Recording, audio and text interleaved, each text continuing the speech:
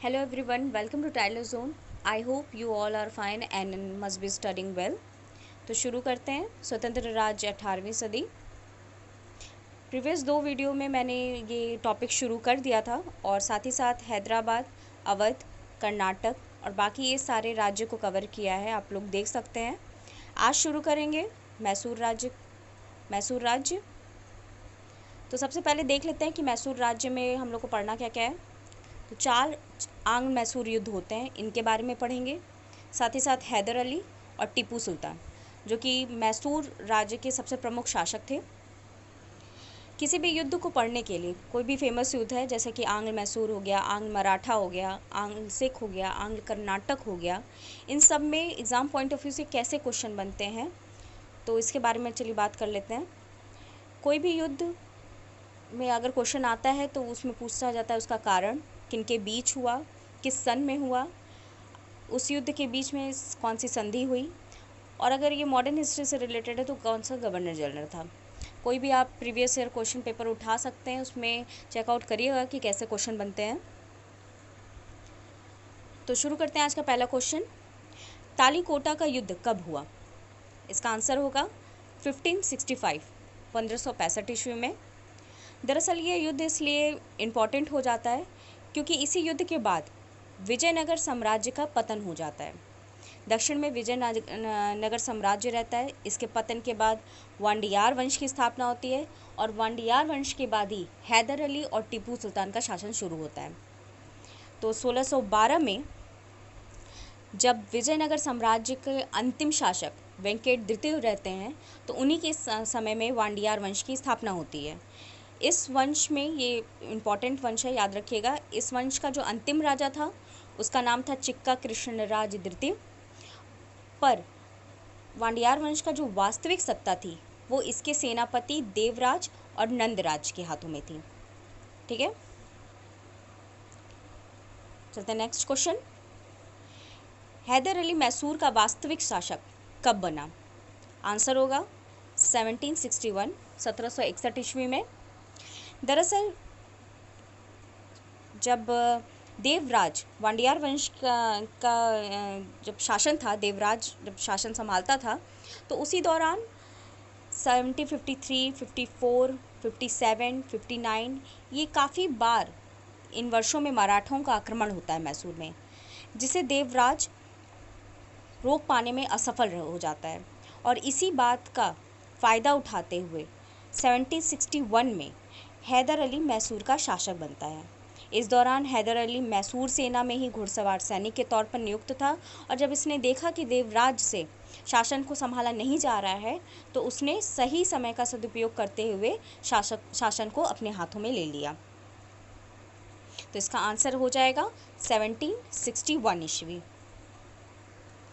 Third question है, हैदर अली ने केरल में किन 2 क्षेत्रों पर अधिकार किया था 1766 ईस्वी में? तो आंसर होगा पहला कालीकट और दूसरा कोचीन। दरअसल 18वीं सदी के दौरान परिवहन या ट्रांसपोर्टेशन की इतनी सुविधाएं नहीं थी। ज़्यादा से ज़्यादा जहाज, पानी के जहाज़ों का उपयोग ज़्यादा किया जाता था। इस वजह से हर एक शासक चाहता था कि उसके अंतर्गत कोई बंदरगाह तट उसके समीप हो, और समुद्र तक पहुंचने के लिए कर्नाटक क्षेत्र के पास एक यही रास्ता होता था, जिसकी वजह से हैदर अली ने कर्नाटक के इन दोनों ही क्षेत्रों पर 1766 ईस्वी में 1766 ईस्वी में नियंत्रण कर लिया। जैसा कि मैंने बताया था हैदर अली के बारे में कि ये स्टार्टिंग में घुड़सवार सैनिक था मैसूर सेना का, और उसके बाद 1755 ईस्वी में इसे डिंडीगुल किले का फौजदार बनाया जाता है, और यहीं पे इसने एक आधुनिक शस्त्रागार की भी स्थापना की थी, जहां विभिन्न तरीके के नए नए शस्त्र इसने निर्मित करवाता था, ये फ्रांसीसी तकनीकों से। साथ ही साथ हैदर अली के बारे में ये भी प्रचलित था कि ये मुग़ल पद्धति से शासन करने वाला मुस्लिम शासक था, और इसने धार्मिक सहिष्णुता की नीति को अपनाया था। धार्मिक सहिष्णुता क्या होता है कि हर एक धर्म को समान तवज्जो देना, सम्मान देना, और इसका उदाहरण मिल सकता है कि इसने अपने तांबे और स्वर्ण के सिक्कों पर शिव जी, विष्णु, पार्वती के आकृतियाँ निर्मित करवाई। साथ ही साथ इसने अपने दीवान को भी एक हिंदू दीवान बनाया था। चौथा क्वेश्चन है, प्रथम आंग्ल मैसूर युद्ध कब हुआ? देखिए, मैंने एक ही स्लाइड में प्रथम आंग्ल मैसूर युद्ध से जितने भी इंपॉर्टेंट क्वेश्चन बनते हैं एग्जाम पॉइंट ऑफ व्यू से, सबको लिखा है। इसका आप स्क्रीनशॉट ले सकते हैं और ऐसे ही आगे चारों युद्ध के बारे में बताया है। तो इसका आंसर होगा 1767 से लेके 69 ईस्वी तक। ये 2 साल चलता है प्रथम आंग्ल मैसूर युद्ध। और इसके कारण की अगर बात की जाए तो हैदर अली अंग्रेज़ों को कर्नाटक क्षेत्र से निकालना चाहता था। 18वीं सदी के दौरान अंग्रेज़ों का कर्नाटक क्षेत्र पे एक तरीके से कह सकते हैं कि ये उनका मित्र क्षेत्र था। और हैदर अली को ये बात बिल्कुल नहीं पसंद थी कि अंग्रेज़ हस्तक्षेप करें दक्षिण के मामले में, इसलिए वह इनको कर्नाटक क्षेत्र से खदेड़ देना चाहता था और इसने इस युद्ध की शुरुआत की। दक्षिण में अंग्रेज़ों की अति विस्तारवादी आक्रामक नीति की वजह से ये चारों आंग्ल मैसूर युद्ध होते हैं। अगर इस युद्ध में संधि की बात की जाए कि कौन सी संधि हुई थी, तो संधि का नाम था मद्रास की संधि।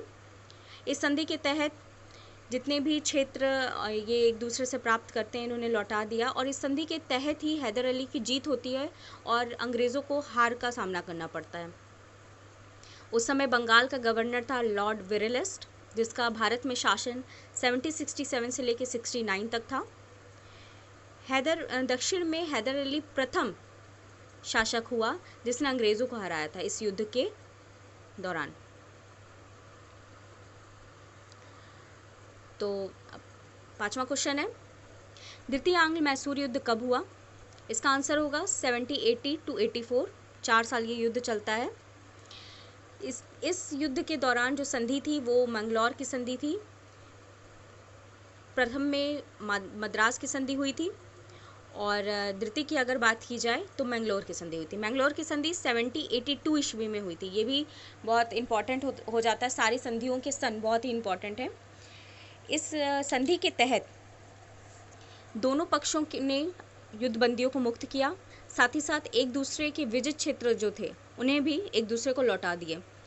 अगर गवर्नर जनरल की बात की जाए तो द्वितीय आंग्ल मैसूर युद्ध के दौरान गवर्नर जनरल बंगाल का वॉरेन हेस्टिंग्स था, जिसका भारत में शासनकाल 1772 से लेकर 1785 1772 टू 1785 ईस्वी तक था। वॉरेन हेस्टिंग्स से एक बहुत ही इम्पॉर्टेंट पॉइंट बनता है कि ये बंगाल का प्रथम गवर्नर जनरल था।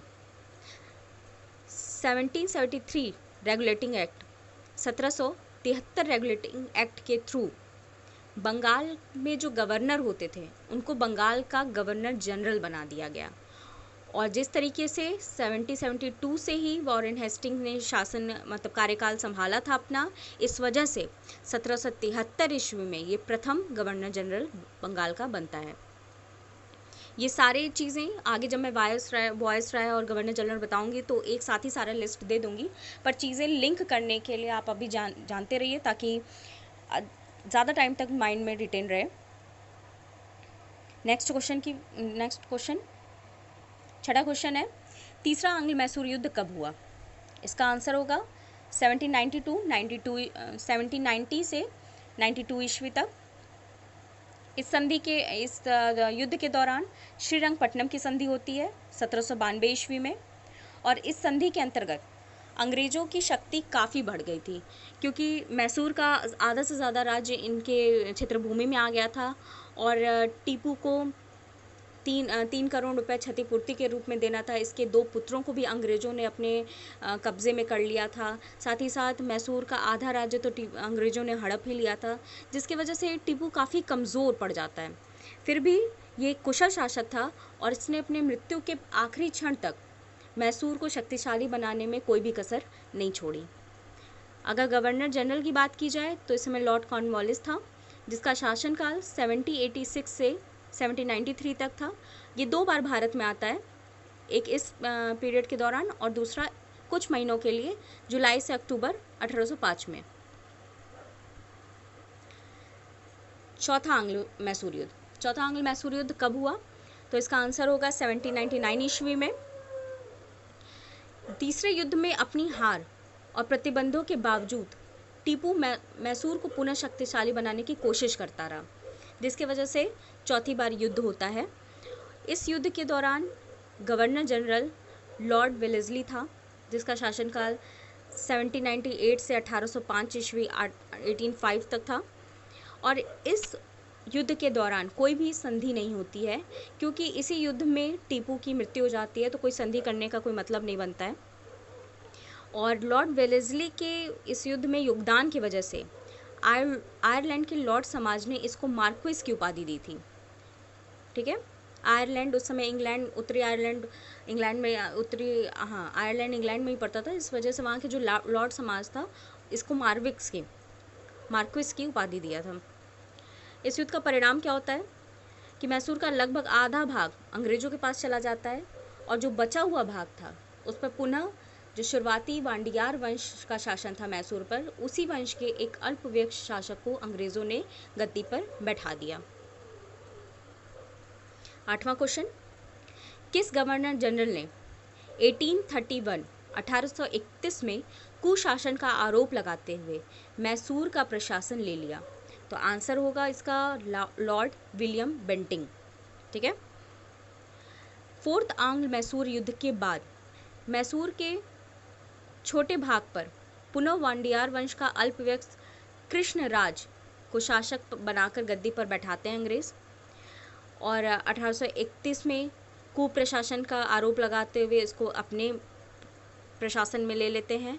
साथ ही साथ 1881 ईस्वी में जब लॉर्ड रिपन का शासन होता है, कार्यकाल शुरू होता है भारत में, तो इसने मैसूर के प्रशासन को पुनः मैसूर के राजा को लौटा दिया था।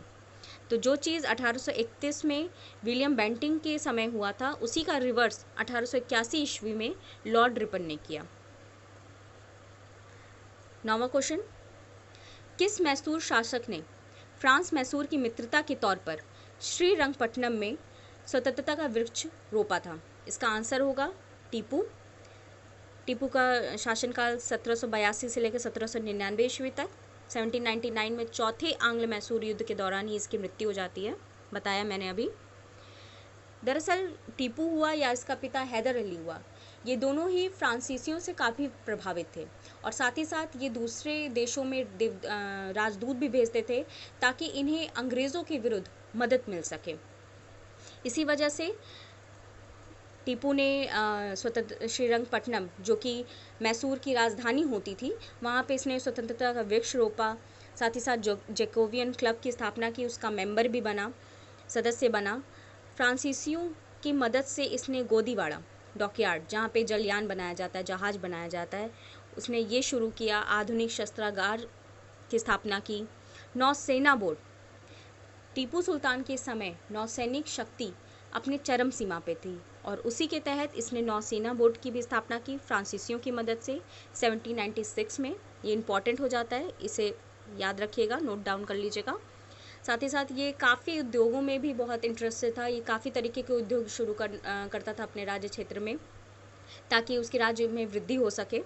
तो इस तरीके के इसकी बहुत ही कुशलतापूर्वक कार्य थे, और इन्हीं कुशलतापूर्वक कार्य को देखते हुए थॉमस मुनरो ने, जिसको थॉमस मुनरो भी कहा जाता है, उसने ये एक कथन टीपू सुल्तान के लिए बोला था कि टीपू नई रीति से चलने वाला अशांत आत्मा है। टीपू भी अपने पिता हैदर अली की तरह एक धार्मिक सहिष्णुता की नीति अपनाता था। इसने भी कई सेनापतियों को, हिंदू सेनापतियों को रखा। साथ ही साथ ये अपने सिक्कों पर हिंदू संवत को छपवाया था। तो इस तरीके से इसकी धार्मिक सहिष्णुता की नीति प्रदर्शित होती है। 10वां क्वेश्चन है, पोर्टानोवा का युद्ध किसके मध्य हुआ? मोस्ट इंपॉर्टेंट क्वेश्चन, पोर्टानोवा का युद्ध, इसका सन भी बहुत पूछा जाता है। तो ये युद्ध हैदर अली और आयरकुट, जो कि अंग्रेजी सेनापति था, इन दोनों के मध्य होता है 1781 ईस्वी में। ठीक है, और ये युद्ध द्वितीय आंग्ल मैसूर युद्ध के दौरान होता है, क्योंकि मैंने बताया कि 1780 से 84 द्वितीय आंग्ल मैसूर युद्ध होता है, और इसी के बीच में पोर्टानोवा क्षेत्र में इन दोनों आयरकुट और हैदर अली का युद्ध होता है। इस दौरान 1782 ईस्वी में हैदर अली घायल हो जाता है, और इसके बाद इसकी मृत्यु हो जाती है, और इसके आगे इसका पुत्र टीपू सुल्तान जो रहता है वो कंटिन्यू करता है, शासन को संभालता है। तो इसी के साथ आज का वीडियो ख़त्म करते हैं। नेक्स्ट वीडियो में मैसूर को पढ़ेंगे और चीज़ें रिवाइज़ करते रहिए, बार बार स्क्रीनशॉट लीजिए, एक जगह रखिए, बार बार सारे सन, बहुत सारे सन हो जाते हैं क्योंकि बहुत सारे युद्ध हैं, किसी में 3 युद्ध है, किसी में 2 युद्ध है, तो सबको एक जगह कलेक्ट करके उसको रिवाइज़ करिए बार बार, तभी चीज़ें क्लियर होंगी। और कोई भी क्वेश्चन या डाउट होता है तो उसको कमेंट बॉक्स में लिखें। अगर वीडियो पसंद आए तो please do like, share and subscribe. Thank you.